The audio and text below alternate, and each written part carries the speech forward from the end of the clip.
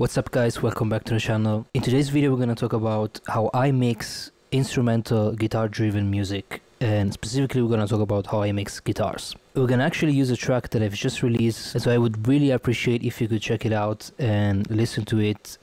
Links are down here. It's available on all digital streaming platforms.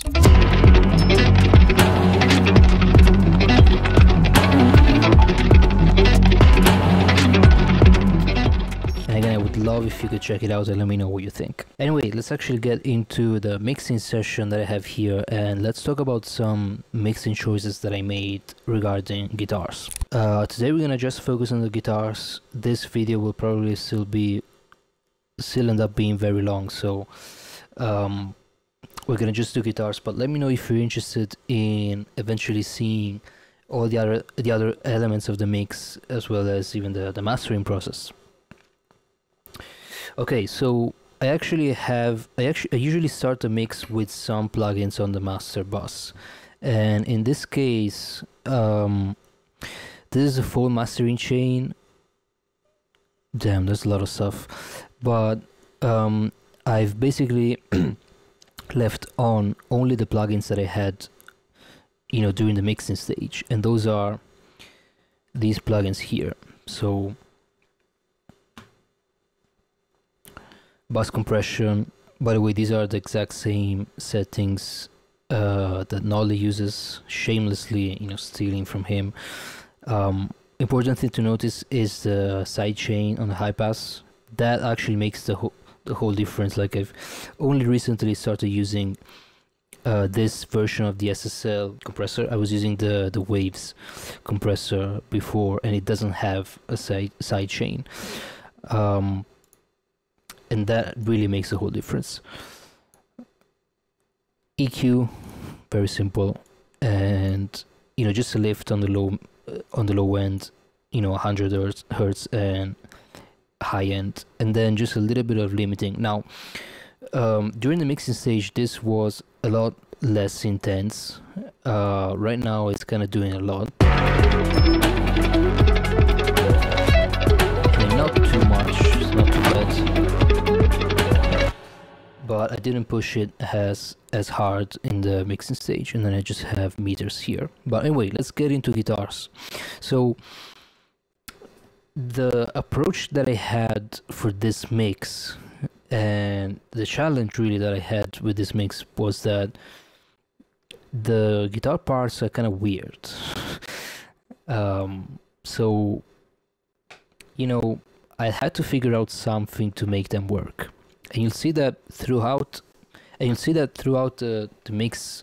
Basically, I'm just trying to do one thing, which is limit and rather control the dynamics and the frequency spectrum, because with those, with that type of guitar parts, it was a little bit all over the place. And obviously I tried to make all the parts as consistent as possible during tracking, but with some of the tones and some of the parts, it's pretty much impossible to get them consistent. So I had to do a lot of work in the mixing stage to just make sure everything is controlled and everything is sounding right. And this is kind of my philosophy when it comes to mixing, at least my own stuff. During the production stage, I go crazy and I try to have as much fun as possible. I'm really not thinking about anything. I'm not putting any limitation on what I'm trying to do, and so I go crazy with sounds, crazy moves, crazy EQ, crazy effects, trying to basically get the color and the character of what I'm trying to do out. And then during the mixing stage, I'm much more minimal and much more conservative. So I try to just take the idea that I had in the production and sort of fine-tune it, tame the excesses, and just make sure everything works, make sure there's no problems. Okay, so that's what I'm trying to do in mixing. I'm just trying to make sure there's no issues in things like the frequency response, the dynamics. I just want to make sure it sounds right and it sounds professional.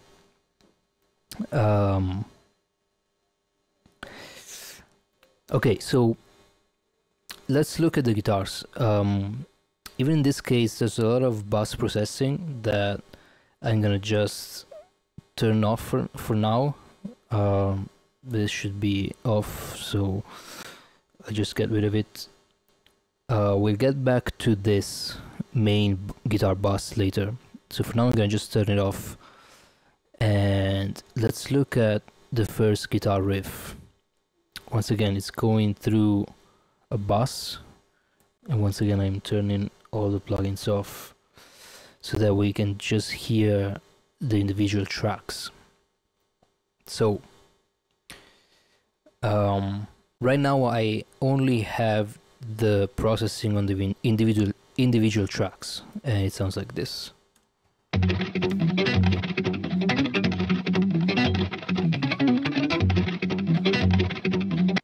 So this is the main riff. I should probably turn off the AC, make sure there's no noise. But this is the main riff, and so double tracked, obviously left and right. And there's also this very interesting octave down guitar in the center, which sounds like this.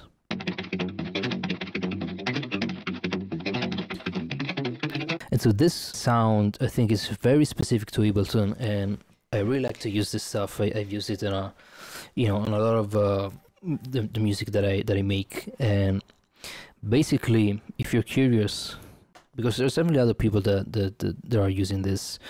Manuel from Unprocessed, comes to mind. He also uses it a lot, and I'm pretty sure he's doing the same thing, because I'm pretty sure he uses Ableton.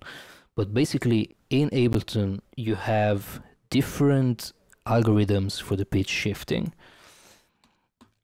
And so let me show you basically what I did. This is the original riff. And down here, as you can see, I can select the different algorithms. And if I select this Complex Pro algorithm, you see that this formants option pops up. And this is basically a control on the formants of, the signal. I'm not even sure what formants are exactly, to be honest. It has to do with EQ and the harmonics, but I'm not even sure. But basically, it's what you have when you use auto-tune on vocals and stuff like that. But anyway, basically, if I pitch down the guitar an octave down, and I'm gonna first play it with 0 formant shifting, it sounds like a pitch down sample. So you lose pretty much all the high end, and it sounds very muffled. But check out what happens if I shift the formants as well.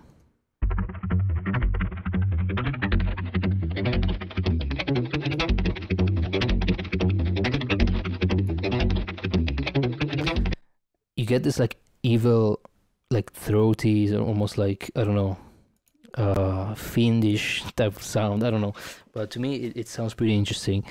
And because it's low, but you're not losing the high frequencies. And so that's what I do basically. That's what I layer a lot of the times to, riffs like this, to get that sort of weird sound. And after this, what I do is I try to find a good compromise.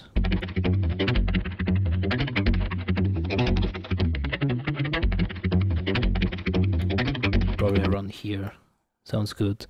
And then I consolidate, so basically bounce in place the clip, and I select a different algorithm. And again, this is very specific to Ableton.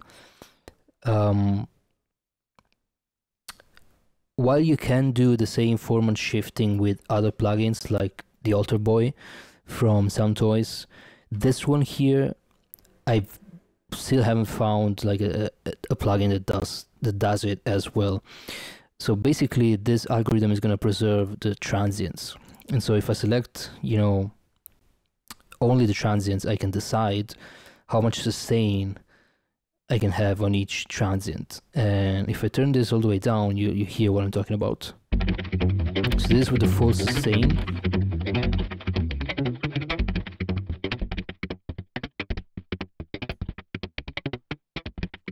and this is just the transients that Ableton is picking up. And as you can hear, it's not every transient, so what I usually do is I just quantize them. Sometimes I do the 16 note.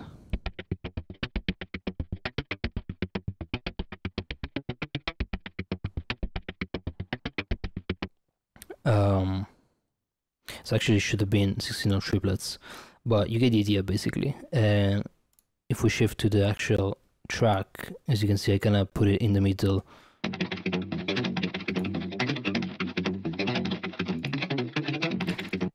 And that's how I get basically, the guitars to sound kind of evil like this.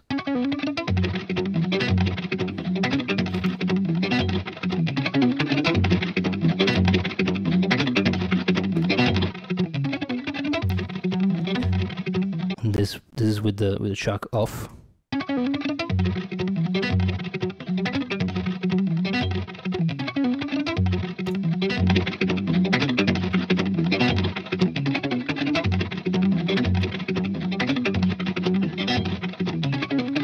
This was with the track on. I hope you're not hearing glitches. I have actually a ton of stuff opened here. Kind of to the limit of the CPU here. Maybe if I just get rid of this. Okay. Because the mic is actually coming from Reaper.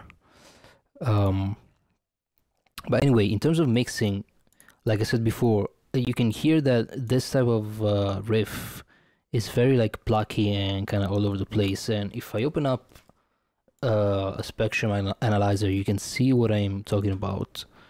Check this out.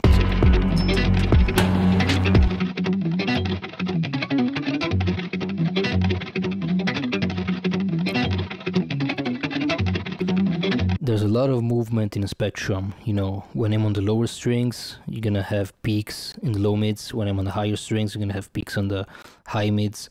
And so what I wanted to do is really control the frequency response dynamic wise, on the guitars. And in order to do that, I've used a lot of multiband compression, dynamic EQ, and stuff like that, basically to control the dynamics, as well as trying to add a little bit of color as well, which is still something that I want to do in mixing. Like, there is definitely some color that I can get in the mixing stage as well.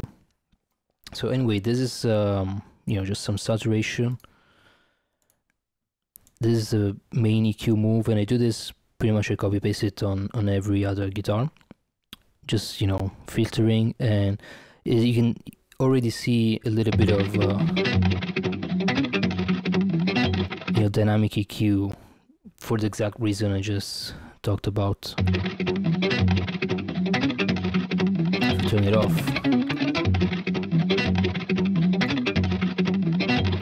Actually, let me just solo only the right channel so we can hear a clearer before and after. So it is off.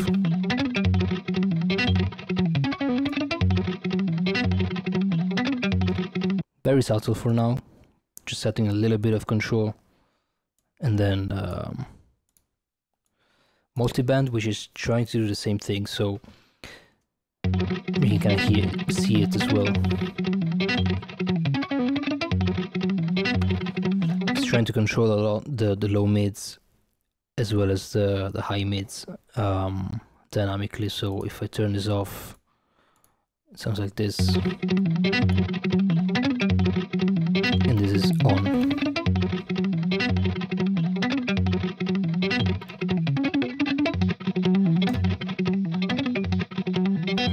Again, subtle, but all these subtle processes will add up at the end, and then just a little bit of EQ, just to get some color. This off, on.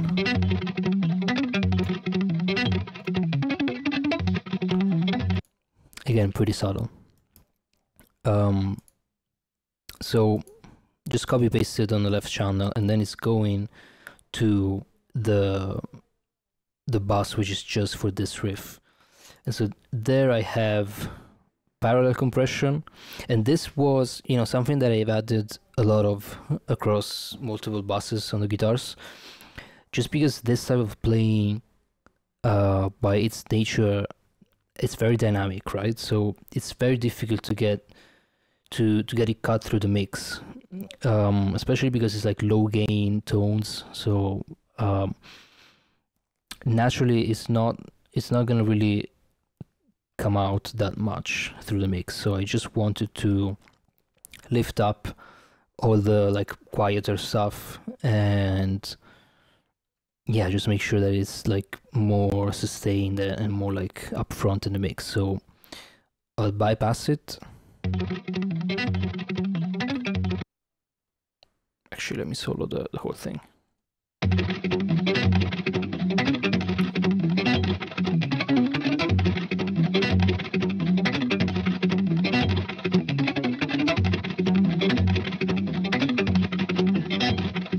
So it's definitely, you can hear that it's lifting up a lot of the dynamics, making it a little bit more like loud, at least like perceived loudness. And so it's gonna help with the presence of the guitars in the mix. And then again, just more dynamic EQ.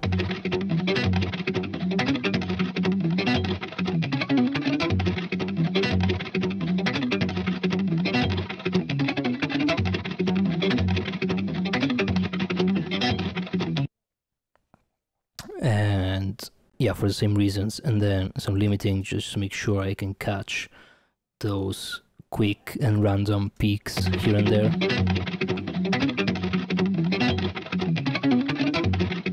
Not doing too much, like 1-2 dB of gain reduction. Yeah, so that's it for the main riff. And so getting into rhythm guitars, I have kind of a similar layout. I have a rhythm guitar bus with left and right going into it, and then the individual channels. I kind of messed up in the tracking, I think. Like now that I'm re-listening to the you know, to the mix, I had to do a lot of taming the harshness and taming the high mids in this mix, that I think could have been easily avoided if I'd just played, you know, through a different settings, like a less harsh setting on the amp. And by the way, one thing that I didn't mention earlier, I'm going through all the guitars are DI tracks going into the Neural DSP archetype of Bassi. And I can also show you the preset, which is this one that I have here, in case you want to copy paste, you know, kind of steal my settings. You're welcome.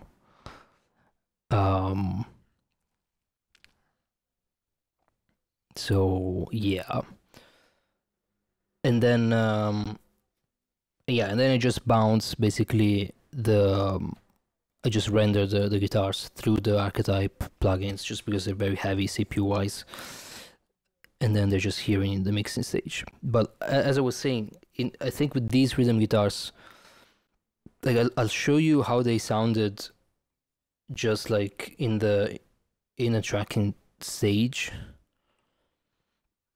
So I'll bypass everything. Sounds like this.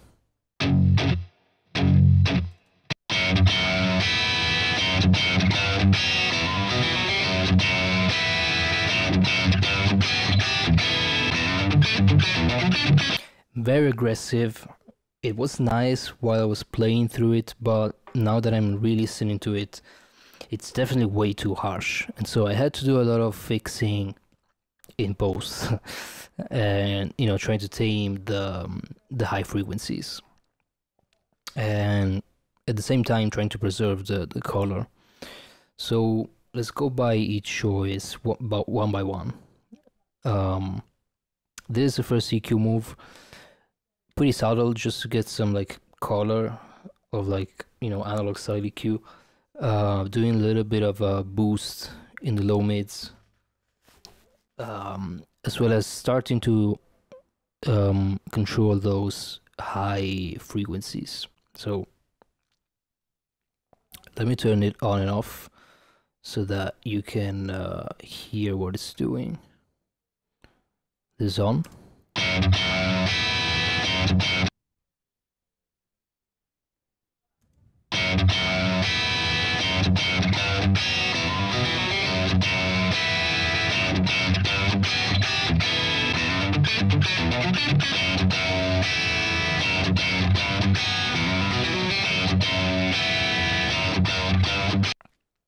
And was just toggling it on and off. You can hear definitely the low bump that I'm adding. Again, trying to counteract the harshness. And then we have compression.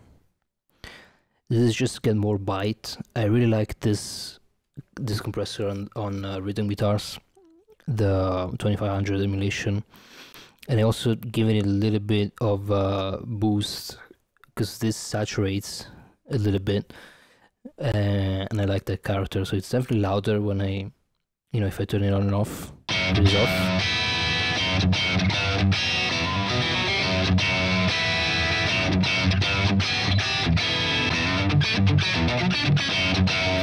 But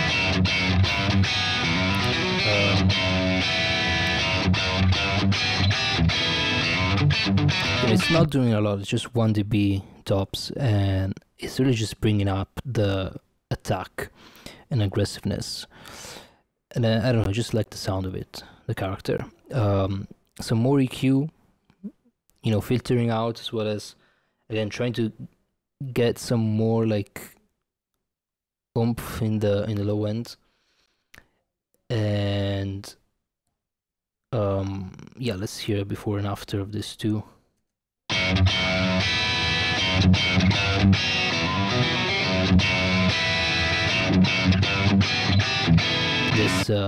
This high pass is definitely doing a lot of work.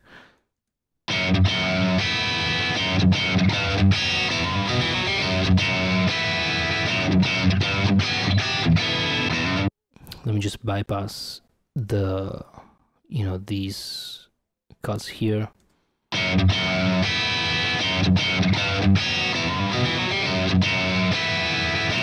So slowly starting to shift the balance, kind of gain a little bit more presence on the low end and kind of counteract the harshness, and then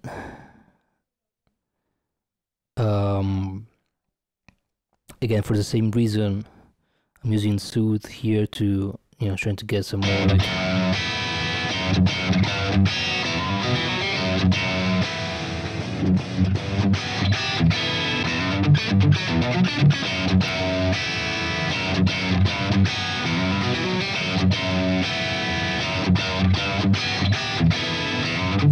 very transparent, but it's definitely doing a lot here. Again, just trying to fix the high mids, and then a little bit of EQ here.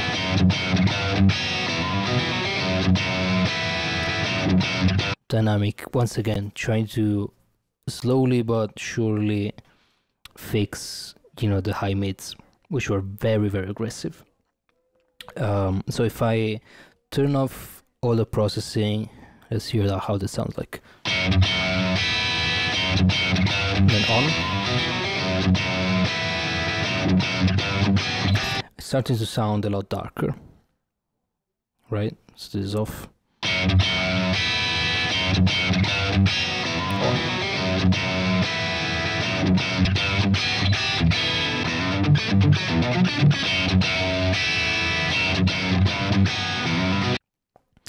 Already sounds way darker and nicer, to be honest.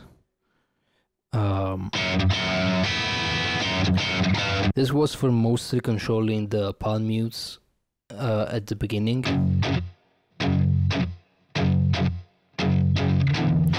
So there's a little bit of automation as well to make sure it works a little bit more in this section, but it's pretty standard. Like, it's just trying to again tame the low mids and trying to at the same time maintain the low end, right? That's why you do it with a multiband instead of an EQ.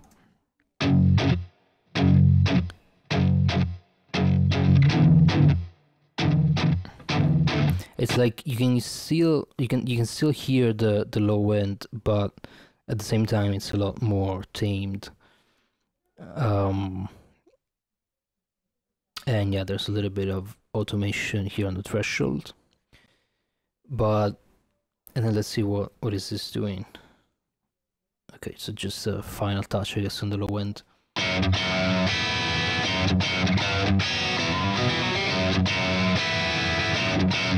Again, trying to control it, but at the same time without losing all the character. Okay, let's look at the rhythm guitar bass. So this is processing both guitars at the same time, left and right. And it's going to be pretty much doing the same moves. It's a little bit more aggressive. I probably realized at this point in the mix that the guitars were way too harsh, so I went a little bit more, aggressive here.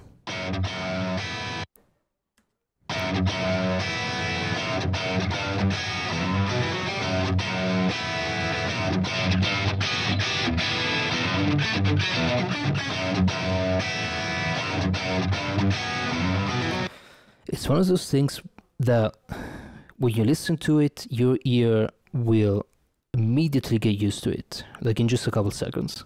And so if I turn this on and off, it sounds completely different, but I feel like this is what was right in the mix. So I feel like the guitars were really that harsh. And it's something that I realized pretty later in the mix, actually, because like I said, the ears get used very quickly to a harsh mix, just because it's annoying. So your ears will adapt immediately and perceive it as normal. And then when you remove that harshness, it sounds dark. But that's why it's very important to reference your mix and make sure your ears are not just tricking you. Which is in fact, what happened.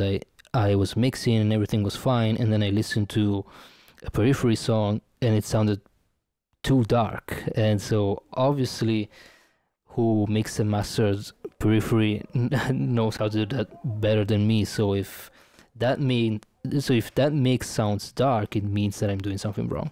And so I tried to fix my mix and make it, feel sort of hit in the same way as other commercial mixes.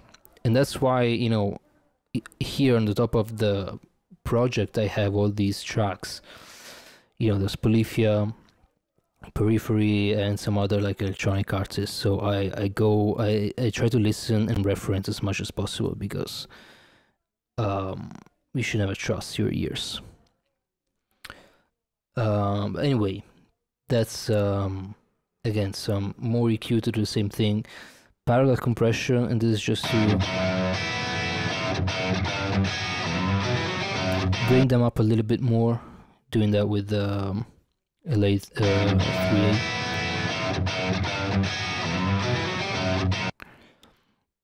And another instance of soothe, just to make sure.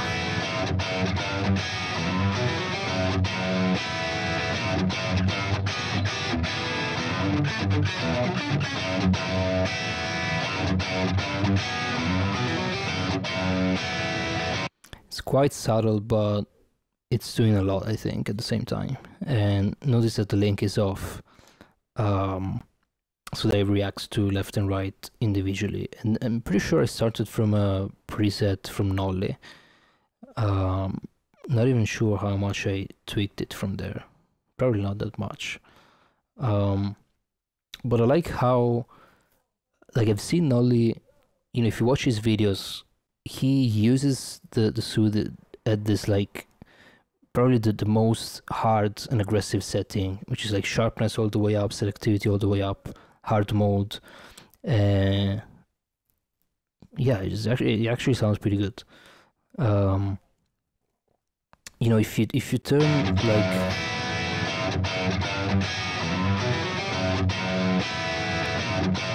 feel like it's smoother, but at the same time you can hear it more.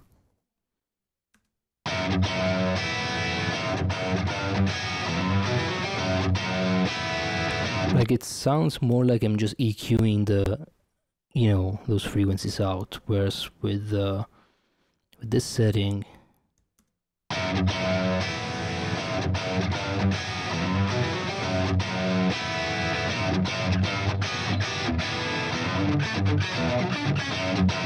feel like it's a little bit more transparent, even though, to be honest, all these instances of soothe shouldn't probably be here. And with the right tracking, you know, if I didn't make that mistake in tracking, I could probably just, you know, get away with less soothing, you know, because it's still like obviously taking out some signal. So like I'm not sure how, you know, it's probably better without it. You know what I mean? Like if you can just make it work without using soothe. But anyway, lesson learned for sure. And yeah, if we continue, we have again more rhythm guitars at the end, exact same chain, just copy pasted. Thumping guitar at the end, again exact same chain. And these are all going into, well, except for the thumping guitars, they're all going into the rhythm guitar bus, which is interesting. But then if we go and look at the leads, let's take a look at what I did on the lead guitars.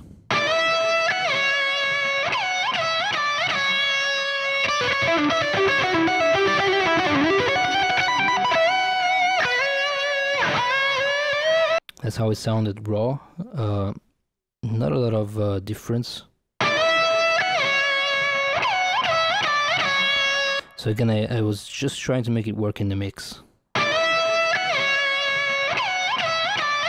Probably the only character that I'm adding is with this plugin, Juice. This is something that I made, which is basically trying to emulate the you know, the H3000, like the doubler effect, or like the Alter Boy, you know, the plugin from Sound Toys.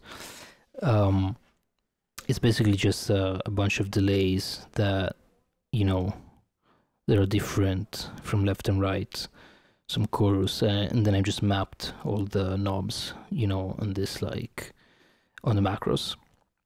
Again, something very handy that you can do in Ableton. You can basically make up your own plugins, and so this is just doing like doubling.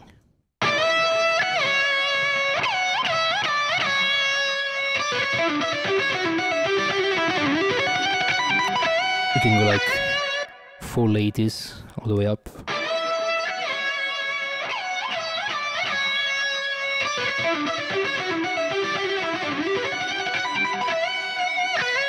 Or yeah, kind of be subtle and just have a little bit of like more stereo widening, which I think sounds really nice on lead guitar. So I pretty much always put a little bit of doubling on leads.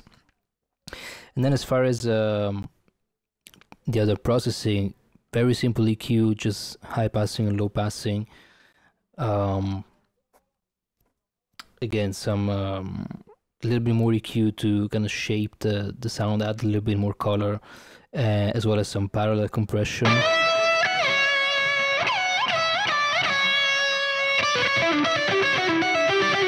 This is doing quite a bit of lifting, just to make sure the guitars cut through the mix. Saturation.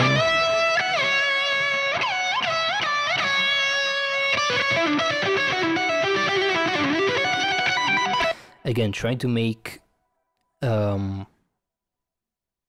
the tone just a little bit more aggressive, more like to cut through the mix. And then this trick that I got from Adam Bentley from one of his videos, old videos. Basically with lead guitars, if you think about it, if you have like a lot of shred passages, you're jumping up and down from low strings and low frequencies, lower notes, to high strings and higher frequencies, right? And so it's very tricky to make it fit in the mix when you have those frequency jumps. And so this multiband is trying to balance everything so that, you know, everything kind of stays at the same level frequency wise, so that you can more easily put the guitar in the mix, you know, at the right volume.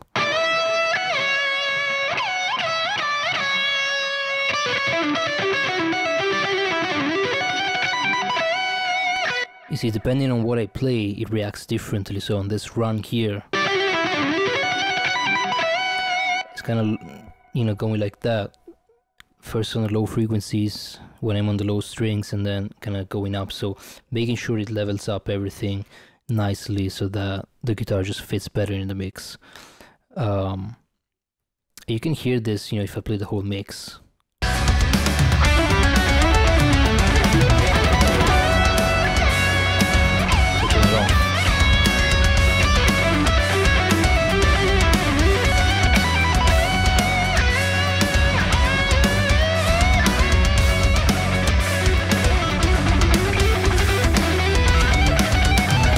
Like it goes kind of like more into the mix, and it's like it's easier to mix pretty much.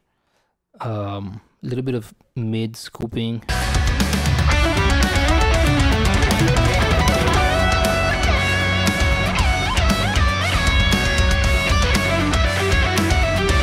I felt like it was a little bit too different from the rest of the frequency spectrum.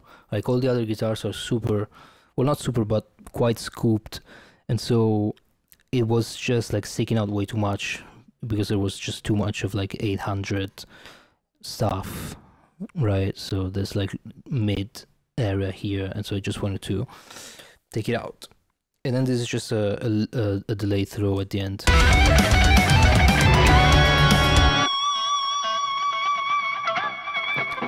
Kind of subtle. And then the other leads is just the same, but with more delay.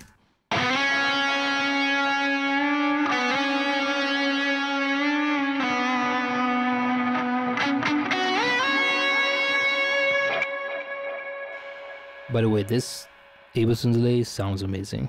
I love it.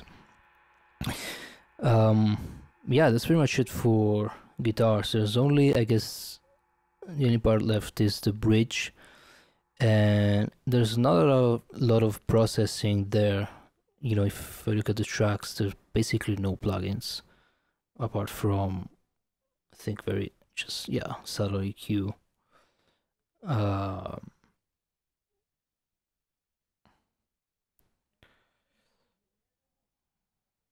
And I'll just solo these parts so you can hear what they're doing.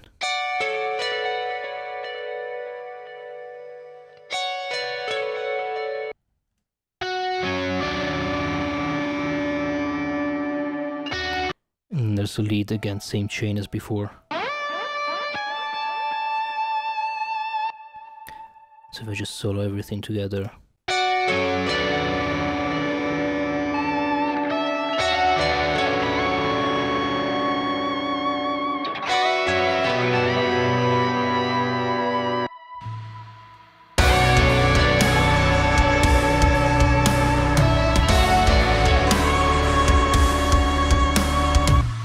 But yeah, a lot of what's going on here is actually on the other instruments, so maybe we'll cover that in another video. But yeah, that's pretty much it in terms of guitars. Thank you guys so much for watching if you made it till this point, and I really hope you got some useful or insightful ideas for maybe when you're mixing your own stuff. And yeah, let me know if you have any questions. Let me know if you'd like to see the rest of you know, the mix breakdown, maybe even the arrangement, the sound design.